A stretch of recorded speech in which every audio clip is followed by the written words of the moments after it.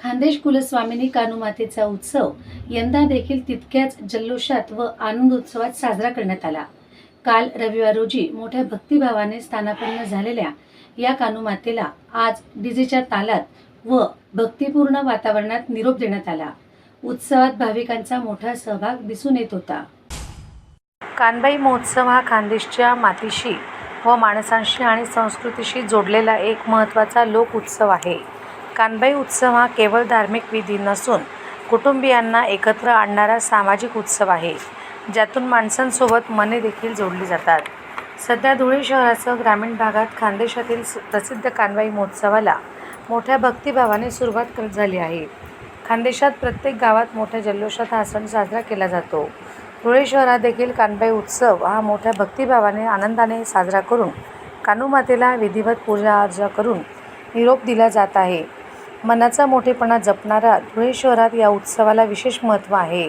हा केवळ देवीची पूजा करण्याचा सोहळा नसून भाऊबंद, कुटुंब, नातेसंबंध यांना एकत्र जुळवून आणणारा संगम उत्सव आहे।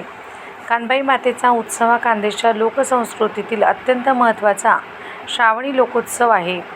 त्यामुळे या उत्सवात कुटुंब, नातेवाईक मोठ्या संख्येने सहभागी होऊन आपला आनंद उत्सव साजरा करतात। धुळे शहरातही काल रविवार रोजी मोठ्या भक्तिभावाने खान्देश कुलस्वामिनी कानबाई मातेची विधिवत स्थापना करण्यात आली। त्यानंतर रात्रभर जागरणाचा कार्यक्रम करून आज सोमवार रोजी सकाळी पूजा अर्चा करत ढोल ताशांच्या गजरात कानुमातेला भावपूर्ण निरोप देण्यात आला। या उत्सवात महिला पुरुष भाविक नृत्य करीत आपला आनंदोत्सव साजरा करण्यात मग्न होते।